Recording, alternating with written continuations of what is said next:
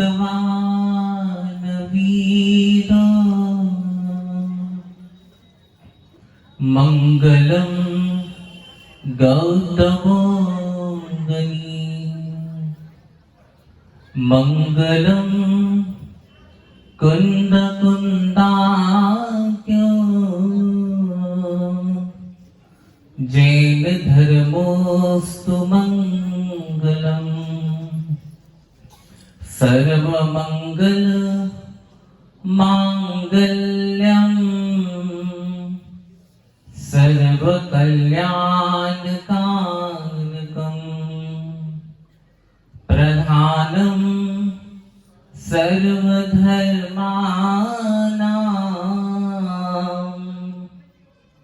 जैनम जयतु सांसनं वंदे विद्यासागरम् स्याहि समुद्रभरयो लिपि सर्वभाषा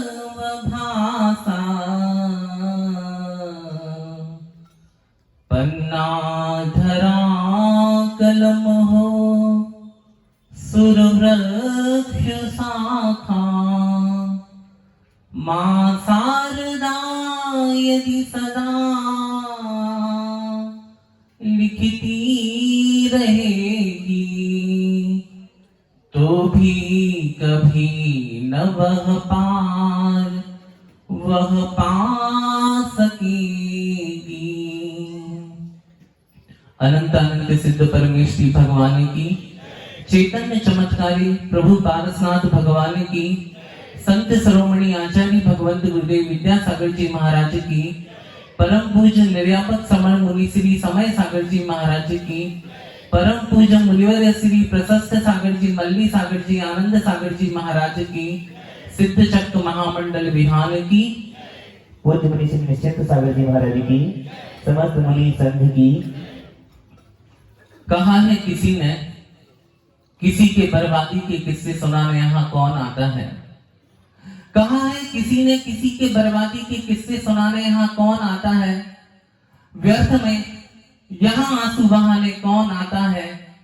कुछ तो करिश्मा होगा गुरुदेव का, कुछ तो करिश्मा होगा गुरुदेव का, वरना व्यर्थ में यहाँ सिर झुकाने कौन आता है। वरना व्यर्थ में यहाँ सिर झुकाने कौन आता है। सिद्ध चक्र महामंडल विहान की यह पावन पुनीत अवसर और एक महान आयोजन, जहां हम सब सिद्धों की आराधना करने यहां उपस्थित हुए हैं। बहुप्रतीक्षित अविस्मरणीय यह धार्मिक आयोजन, जहां हम सबके जीवन का विकास का क्रम यहां से शुरू होता है और हमारी यात्रा यहीं से प्रारंभ होती है और यह यात्रा धीरे धीरे धीरे धीरे हमें उस सिद्धत्व की ओर ले जाने वाली है यात्रा। आज अपन सब मिल बैठ के इस यात्रा को और गति प्रदान करेंगे, जिससे हमारी यह यात्रा सुलभ हो सके। सिद्ध भगवान के बारे में क्या कहा जाए, जिन्होंने शुद्ध स्वभाव को तो प्राप्त कर ही लिया है, साथ में जिनने अपने आप को भी पा लिया है, साथ में जो कभी संसार से लौट के आने वाले नहीं हैं, जिन्होंने 8 कर्मों के नाश से 8 गुणों की जिन्हें प्राप्ति हुई है, और उसी के उपलक्ष्य में हम अष्टमंगल द्रव्य के माध्यम से प्रभु की आराधना करने के लिए यहाँ उपस्थित हुए हैं। कुछ दिन पहले की गत वर्षों में आचार्य भगवंत के सानिध्य में यहाँ पर एक विशाल पंच कल्याण प्रतिष्ठा महोत्सव हुआ था, जहाँ पाषाण से भगवान बनने वाली सारी प्रतिक्रियाओं को आप सबके बीच में रखा था। किस प्रकार आदि कुमार गर्भ में आते हैं, उनका जन्म होता है, जन्म होने के उपरांत राजपाट आदि करके और वह वैराग्य को प्राप्त होते हैं और मोहिनी कर्म के क्षय से उन्हें केवल ज्ञान की उपलब्धि होती है और केवल ज्ञान की उपलब्धि के बाद सारे कर्म, द्रव्य कर्म, भाव कर्म और 9 कर्मों से पृथक होकर वे निर्वाण पद को भी प्राप्त करते हैं। वे सारी की सारी छवि आपके अंतस्थकरण में आज भी आपके अंतरंग में वो गूंजती होगी और वो दृश्य आपकी आंखों में दिखते होंगे। आज वैसा ही माहौल आज हम सबके बीच में, जहां पूज्य निर्यापक समण मुनि श्री समय सागर जी महाराज जी का ससंग सानिध्य में, जहां सिद्ध चक्र महामंडल विधान का यह एक धार्मिक आयोजन, जहां हम सब सिद्धों की आराधना करने के लिए यहाँ उपस्थित हुए हैं, वह कार्य भी आज आप सब लोगों के बीच में है। 4-5 दिन पहले विधान की शुरुआत में एक भाई मेरे पास आए थे।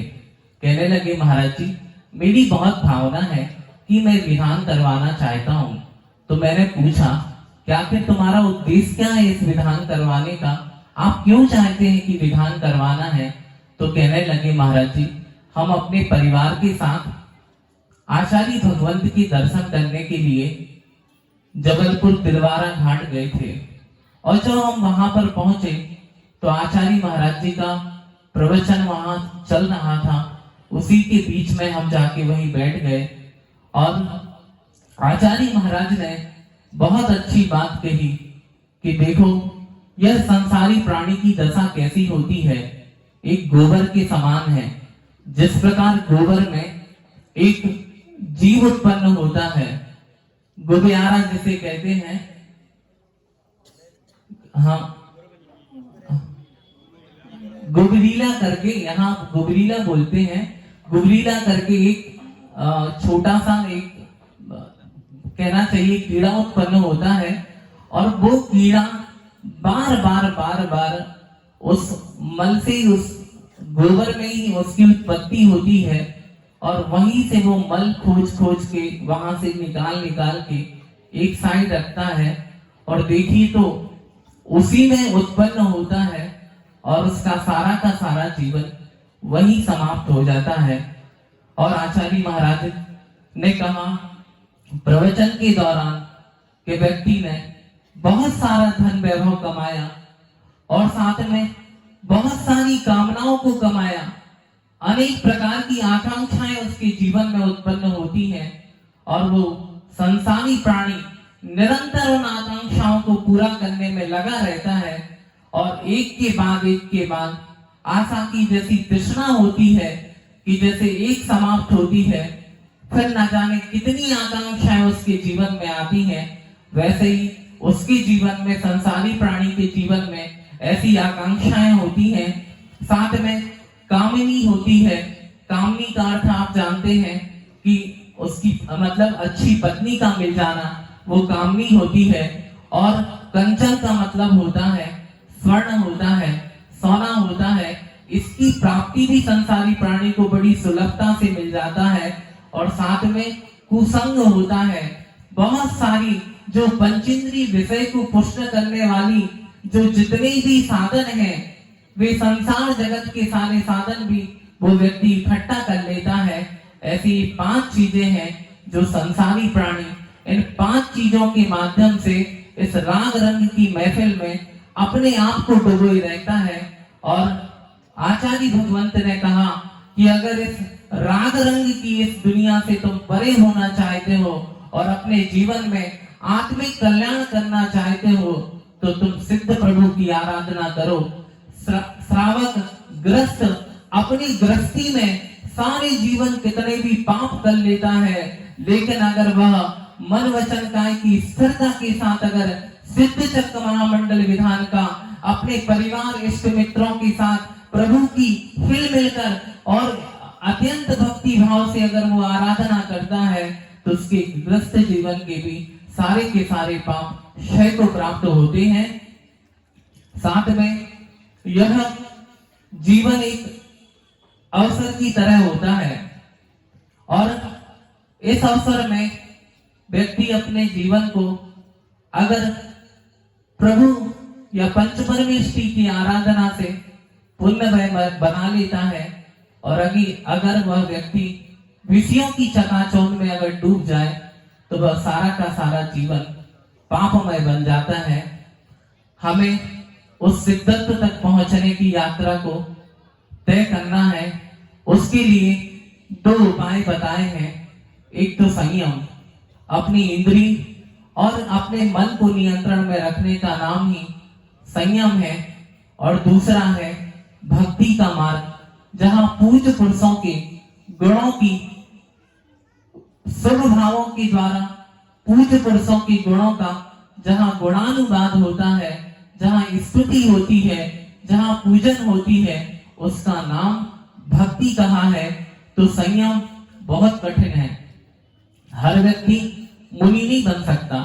28 मूल गुणों का पालन करना, साथ में 12 तत्वों को स्वीकार करना, ग्रीष्म काल में आतपन का योग करना, जहां गर्मियों में जहां शिलापट्ट उस गर्मी उष्णता से जहां गर्म हो जाते हैं और दिन करके यानी सूर्य के साइड मुख करके ध्यान करना, ये बहुत कठिन होता है।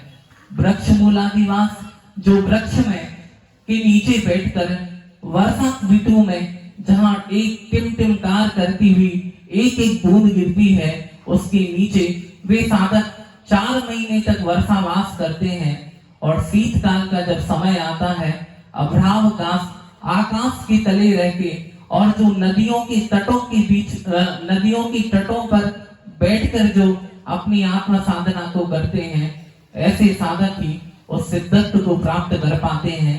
भाई ये मार्ग तो बड़ा कठिन है, इस मार्ग को तो मुनि महाराज जी करें। गृहस्थ के लिए तो एक भक्ति का मार्ग है, जो भक्ति के माध्यम से वो अपने जीवन में विशिष्ट पुण्य का अर्जन करता है, साथी से पुण्य का अर्जन करता है, असंख्यात गुणी कर्म की निर्जरा करता है, और साथ में अपने निकट्टी निकाचित जैसे कर्म समूल को नष्ट करने में भी वो सहायक बनती है वो भक्ति।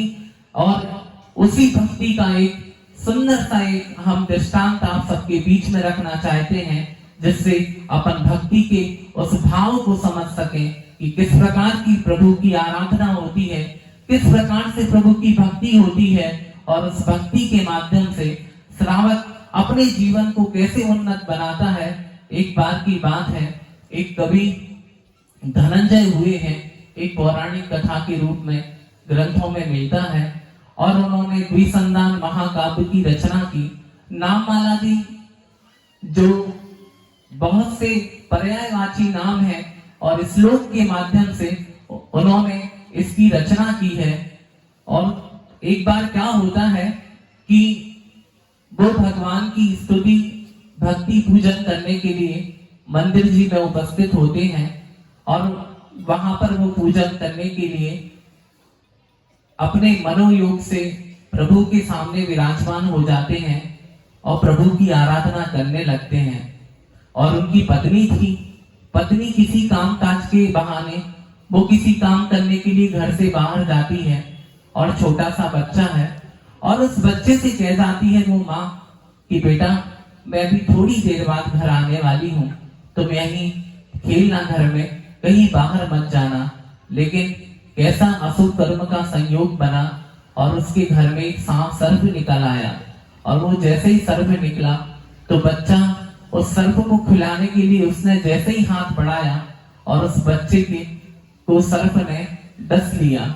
जैसे ही उस बच्चे को सर्प ने डसा, बच्चा बेहोश हो गया, और क्या बेहोशी नहीं हुआ, वो तो मरण को ही प्राप्त हो गया।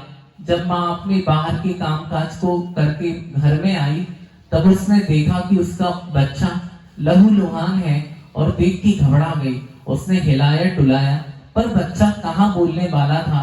अगर उसके पास प्राण होते तो वो बोल भी देता, पर उसके पास प्राण ही नहीं थे, तो वो कैसे बोल पाता। उसने सब चिल्लाया, आजू बाजू आस पड़ोस के बहुत सारे लोग एकत्रित हुए, और देखा तो बच्चा मृत था। लेकिन उसे विश्वास नहीं हुआ, और सबने पूछा कि आपके पतिदेव कहाँ गए हैं, तो उसने कहा कि वो मंदिर में है।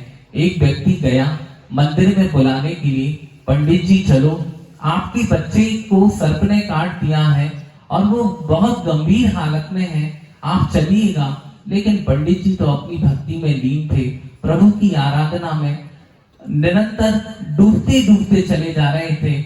लेकिन पंडित जी ने कुछ भी नहीं सुना, न ध्यान दिया। दूसरी बार फिर एक लड़के को भेजा कि चलो पंडित जी, बहुत बच्चा गंभीर है और शायद मरणासन भी हो, मतलब मरण को भी प्राप्त हो गया है, चलिएगा। फिर भी पंडित जी नहीं आए। पत्नी को बड़ा गुस्सा आया कि देखो तो बच्चा तो यहाँ, मतलब मेरा बच्चा सर्प ने काट लिया है और जीवन मृत्यु की नैया को वो पार करने वाला है, ऐसी मझधार में खड़ा है, फिर भी वो कैसे हैं जो भक्ति करने में लगे हैं। और उसने अपने पुत्र को उठाया और सीधे मंदिर के पास दौड़ती हुई मंदिर गई। और मंदिर गई तो वो भक्ति कर रहे थे और उनके सामने ही उस पुत्र को उन्होंने रख दिया कि अब तुम जानो, तुम्हारा काम जाने। और बहुत सारी बातें उसने सुनाना शुरू कर दी। लेकिन वो तो अपनी पूजा में मगन रहे। उनके मन में एक ऐसा भाव आया कि भक्ति का प्रभाव यदि नहीं दिखलाया, हे प्रभु, अगर इस भक्ति का प्रभाव अगर नहीं दिखलाया तो लोगों की श्रद्धा उठ जाएगी इस धर्म से और इस भक्ति से। इस बालक को विश्वतानने के लिए मुझे किसी मणि मंत्र औषधि की आवश्यकता नहीं है। प्रभु, जब आप हमारे सामने बैठे हैं तो मुझे किस चीज की आवश्यकता है? और आप तो उस कामधेनु की तरह हैं और उस कल्प वृक्ष की तरह हैं और उस चिंतामणि रत्न की तरह हैं। अब मुझे किसी के पास जाने की जरूरत नहीं है। और वो अत्यंत भक्ति भाव से विशापाहार स्तोत्र की रचना करते चले जा रहे हैं। एक काव्य हुआ, दूसरा काव्य हुआ, तीसरा काव्य हुआ और ऐसा छठवां काव्य जब हुआ तो उस बच्चे का विष दूर हो गया और बच्चा उठ के खड़ा हो गया। ये होता है भक्ति का प्रभाव। सच्ची श्रद्धा, आस्था और समर्पण से की जाने वाली भक्ति। देखो, उसका तो विष था और सारा का सारा विष क्या, वो तो मरण को ही प्राप्त हो गया था और उसको जीवन दान मिल गया। ऐसी प्रभु की भक्ति होती है और ऐसी प्रभु की आराधना होती है। बहुत सारे पौराणिक कथाओं के माध्यम से अनेक लोगों ने इस भक्ति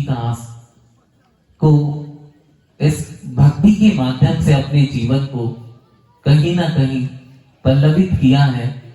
चाहे समंतभद्र महाराज हो, जब भिंडी फटी तो चंद्र प्रभु भगवान प्रकट हुए। मांग तुंग महाराज, हम प्रतिदिन भक्तांबर का पाठ करते हैं और उनके जो 48 ताले और बेड़ियों से बने थे और सारे के सारे ताले टूट गए जब भगवान की भक्ति में लीन हुए और भक्तांबर स्तोत्र की रचना हो गई। उसी प्रकार आचार्य वादिराज महाराज, जिनके शरीर में कुष्ठ रोग व्याप्त था और भगवान की भक्ति करते करते करते करते कंचन सी काया हो गई उनकी। किस प्रकार की यह भक्ति, किस प्रकार की यह आराधना, जो व्यक्ति के सभी मनोरथों को पूर्ण करने वाली यह सिद्ध प्रभु की यह आराधना है। विधान, सारे विधानों में अगर देखा जाए तो सिद्ध परमेष्ठी और यह सिद्ध चक्र महामंडल विधान सर्वश्रेष्ठ विधान है, जहां अनंत अनंत सिद्ध परमेष्ठी की आराधना हुआ करती है। विधान करते समय हम किन बातों का ध्यान रखें? तो सबसे पहली बात है कि विधान करते समय हमारे अंदर विवेक होना चाहिए। अभी 2 दिन पहले महाराज जी ने बताया था कि हमारे वस्त्र कैसे होना चाहिए, तो वस्त्रों की शुद्धि होना चाहिए। आपने बहुत अच्छे से समझा था। उसी बात को हम और आगे बढ़ाते हैं। जब आप मंदिर आते हैं तो बहुत सारे जो सौंदर्य प्रसाधन के साधन होते हैं, बहुत उपयोग होता है। क्रीम होती हैं, पाउडर होती हैं, बहुत सारी साबुनें होती हैं जिनमें बहुत आए जीवों की हिंसा होती है। इनसे हमें बचना चाहिए। हम प्रतिदिन देखते, जब मंदिर देव वंदना के लिए आते हैं, जब बहुत सारे लोग इन धोती दुपट्टों में जूते चप्पलों के साथ आते हैं, बताओ कहाँ रही सिद्धि। जूते चप्पल पहन के आप आ रहे हो और गाड़ी से भी आते हैं। कहाँ एक मेढक की घटना है कि वो भगवान के चरणों में पुष्प लेके जाता है और जीवों को देखते देखते देखते भगवान के समूह शरण की ओर प्रयाण करता है। लेकिन तुम तो इतने उस मेढक से भी समझदार हो और फिर भी आप लोग जूता चप्पल पहन के आते हो। किस प्रकार की शुद्धि रही। इन शुद्धियों, इस प्रकार की शुद्धियों का भी हमें ध्यान रखना चाहिए। हम जो द्रव्य चढ़ाते हैं, सारी द्रव्य आजू बाजू बिखेर के रख देते हैं और उनको यथा स्थान पर ही चढ़ाना चाहिए जिससे वो अन्य है और लोगों के पैर पड़ते हैं। इससे भी इस चीज का भी हमें विवेक रखना चाहिए। हे उपाधि का ज्ञान होने का नाम ही विवेक है। और बहुत सारी हम क्रियाएं करते हैं लेकिन विवेक के अभाव में वे सारी क्रियाएं शून्यता की ओर होती हैं। शून्य बहुत सारे रखे हों, अगर उन शून्यों के आगे अगर अंक ना हो तो उन शून्यों की कोई कीमत नहीं होती है। आप सब समझदार हैं विवेक के साथ।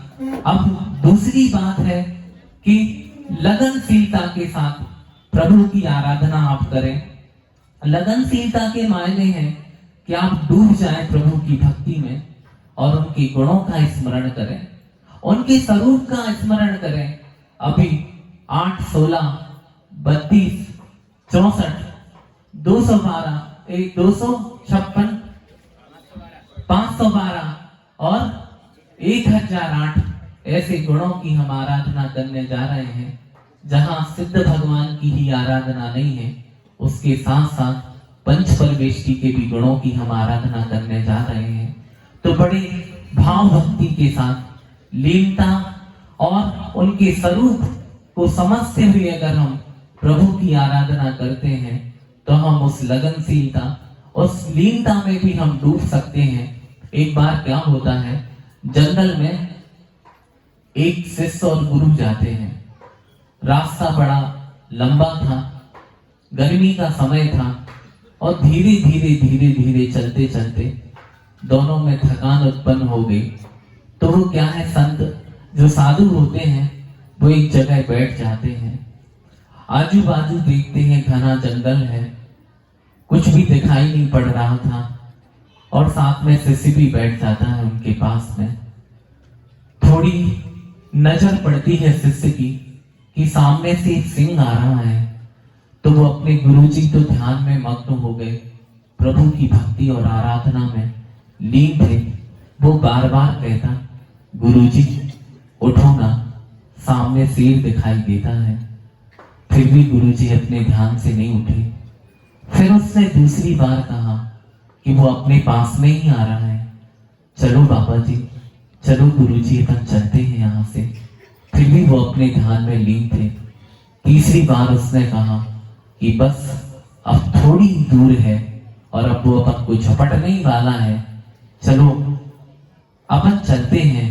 लेकिन फिर भी बाबा जी अपने ध्यान में मग्न थे और वो धीरे से एक बाजू में पेड़ था, सो वो तो अपनी जान बचाने के लिए उस पेड़ पे चढ़ जाता है। अब वो माजरा देखता है कि होता क्या है। वो शेर पास में आता है गुरुजी के पास में और गुरु को सूंघता है और 3 परिक्रमा लगा के धीरे से आराम से वो जंगल की ओर निकल जाता है। वो आजू बाजू नजर दौड़ाता है कि अब तो शेर चला गया।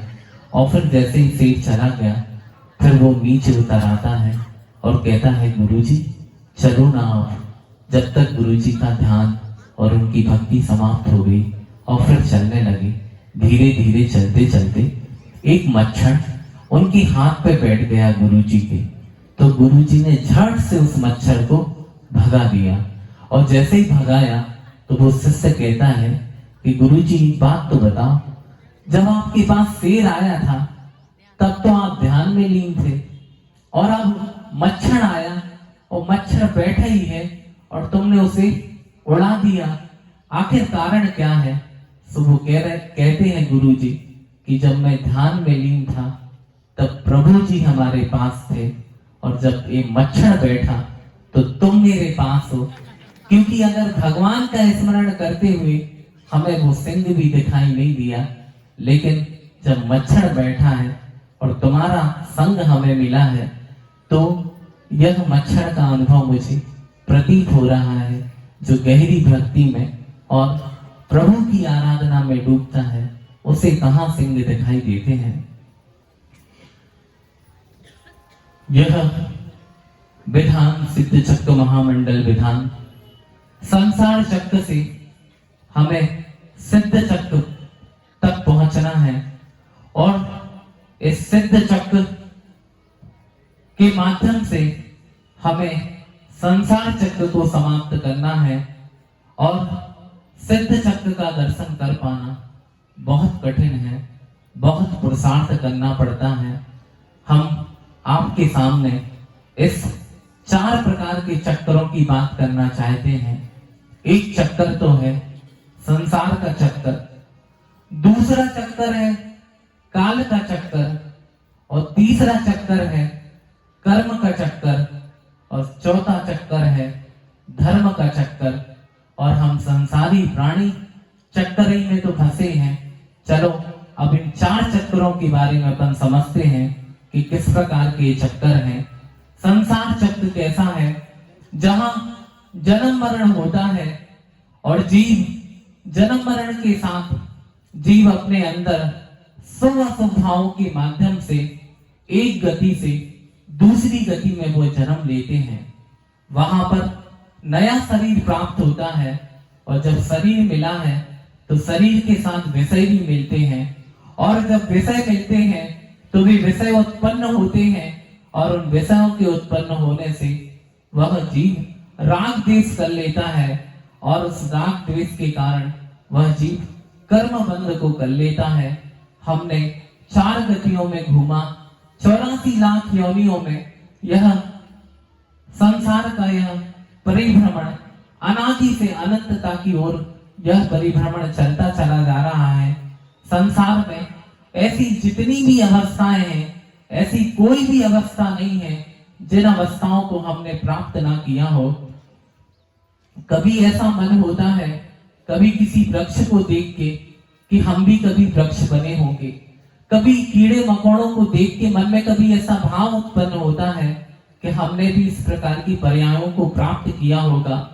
कभी हमने पशु पक्षियों को देख के कभी हमारे मन में भाव उत्पन्न हुए कि हमने भी इसी प्रकार की पर्यायों को कई बार प्राप्त किया है।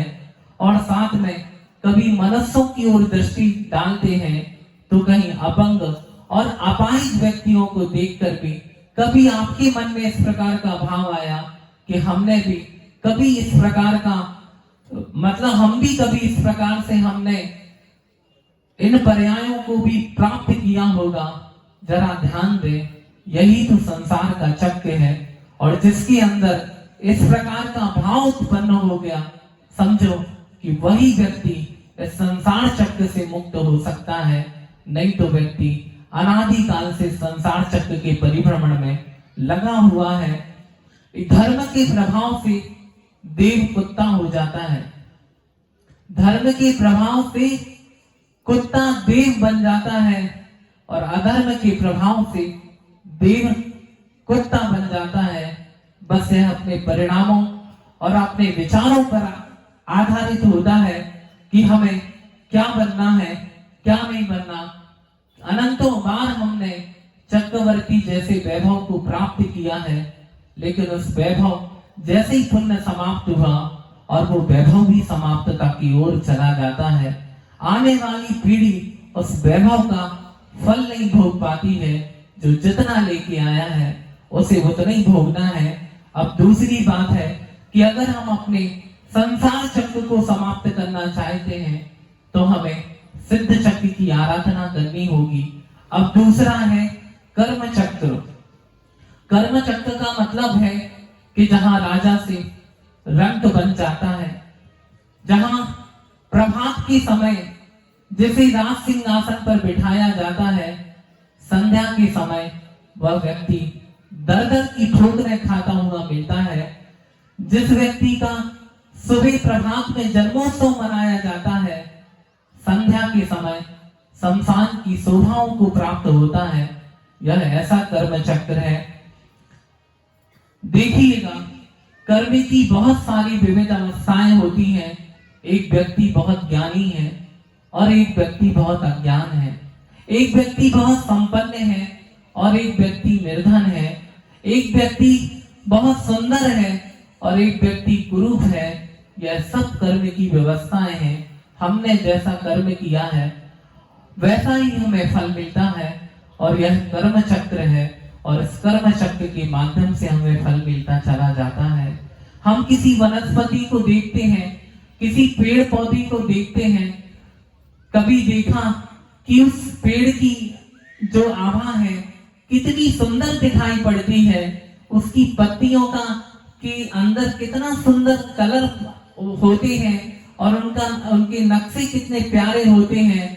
और कभी देखिएगा कि कौन व्यक्ति ऐसे रंग भरते होंगे कि जब उनके फूल लगते हैं तो कितने सुंदर और सुहावने दिखाई देते हैं और जब उनके फल लगते हैं तो उनमें कौन व्यक्ति हो कैसा होता होगा कि उनके अंदर वो रस भर जाते होंगे। किस प्रकार की यह सुडोल सुंदरता उन वृक्षों में दिखाई देती है। कभी उन वृक्षों को देख के कभी अपने मन में इस प्रकार का भाव उत्पन्न हुआ। यह सब कर्म की व्यवस्था है। जैसा जैसा हमने कर्म नाम कर्म का जैसा बंद किया है वैसा ही हमारे उदय में आता है। साथ में अब हमें समझना है कि कर्म चक्र को अगर जीतना है तो हमें कर्म को भेदना होगा। और कर्म चक्र शत्रु और वैरी के समान होते हैं जो संसार जगत में हमें घुमाते रहते हैं। अब हमें धर्म चक्र को समझना है। धर्म चक्र सिद्ध चक्र को प्राप्त करना है तो हमें धर्म चक्र की शरण में जाना होगा। अगर हमने धर्म चक्र का खंबा पकड़ लिया है तो फिर हमें जरूरत नहीं है।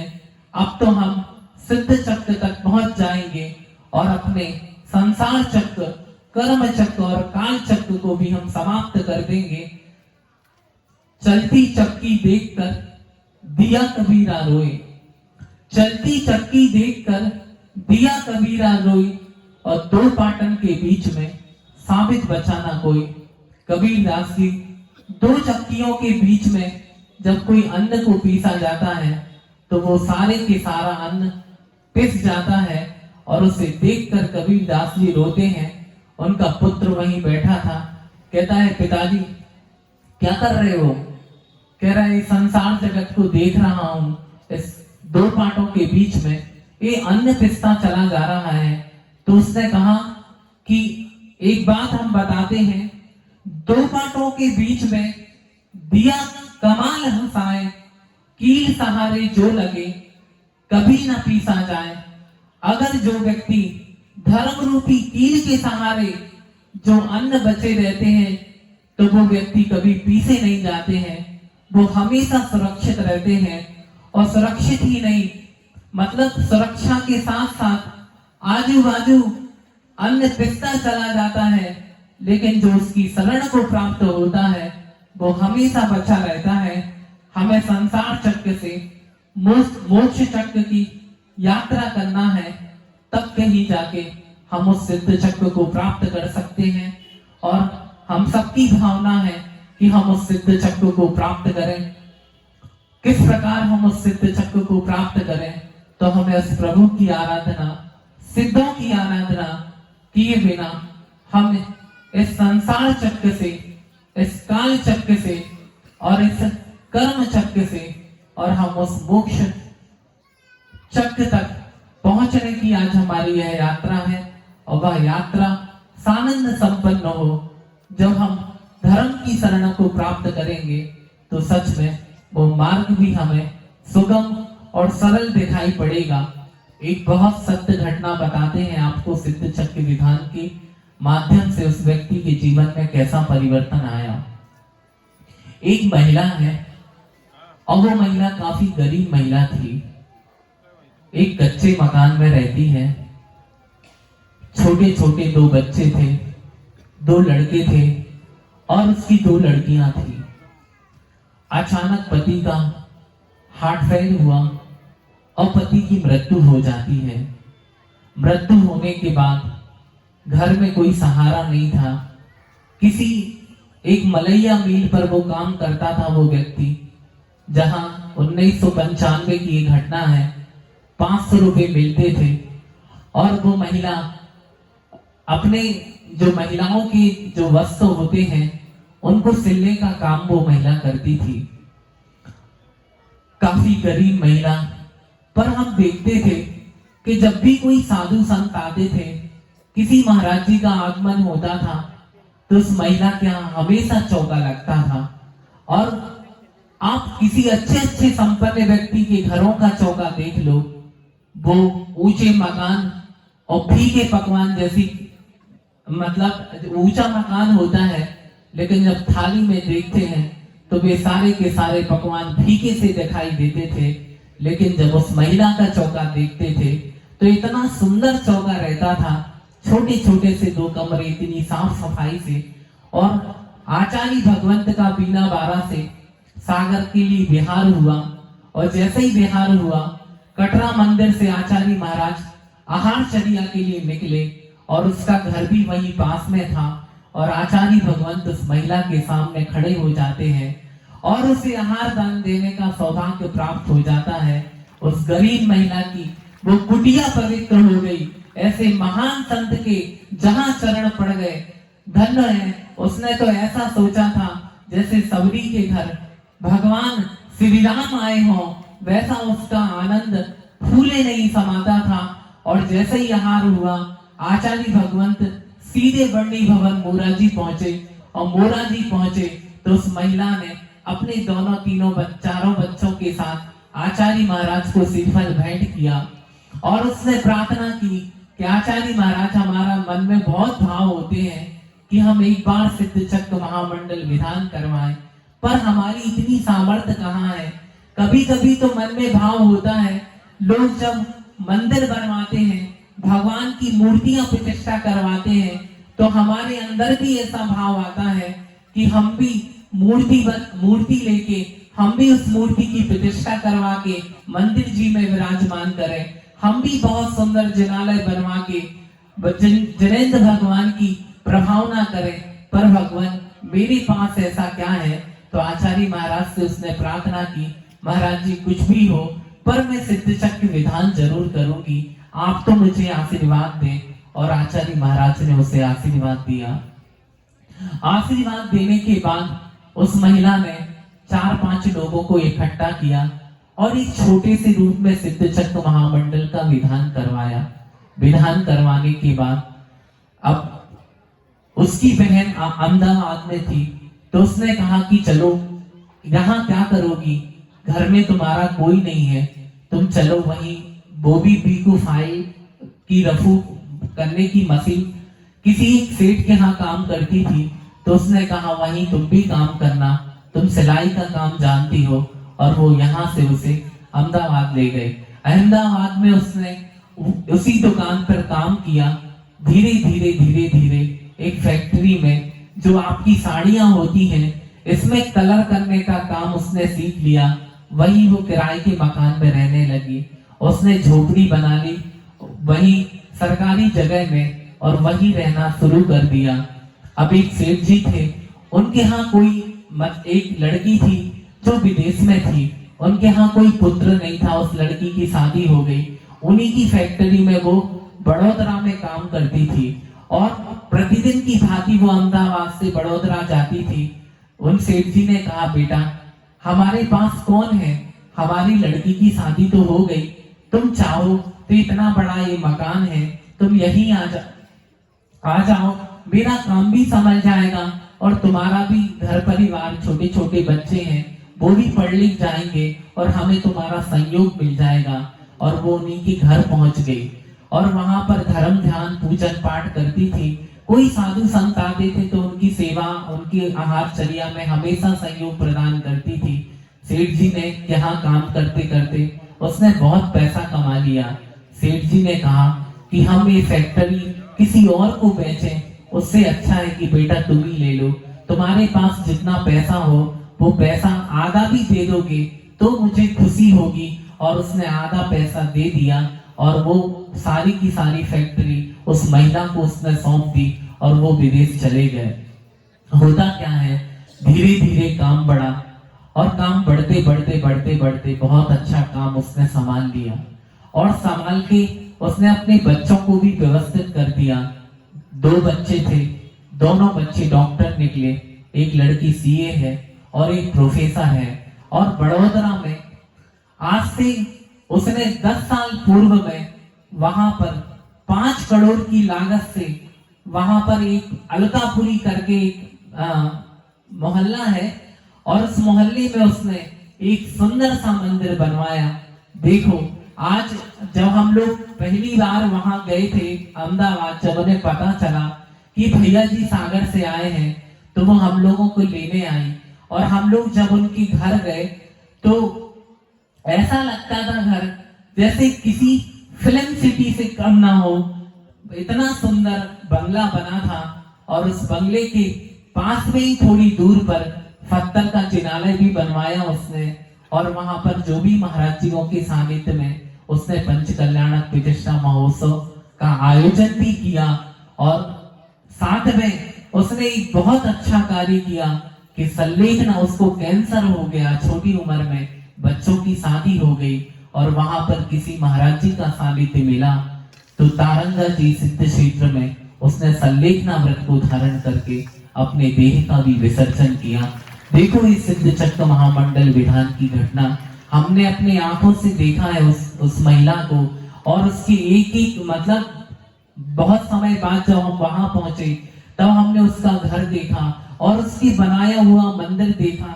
एकदम सीधी सादी महिला, सरल सहज, आप उसको देख के मतलब ऐसा लगता ही नहीं था कि इस महिला ने इतना सब काम किया होगा, लेकिन यह आचार्य भगवंत का आशीर्वाद था, उनकी कृपा का प्रसाद था और उस कृपा के माध्यम से इतना अच्छा कार्य हो गया।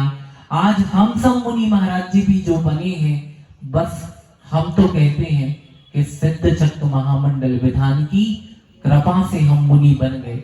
और आज ये सब बोल रहे हैं, ये सब क्या है, ये जो रूप कभी हम लोगों ने स्वप्न में भी नहीं सोचा था,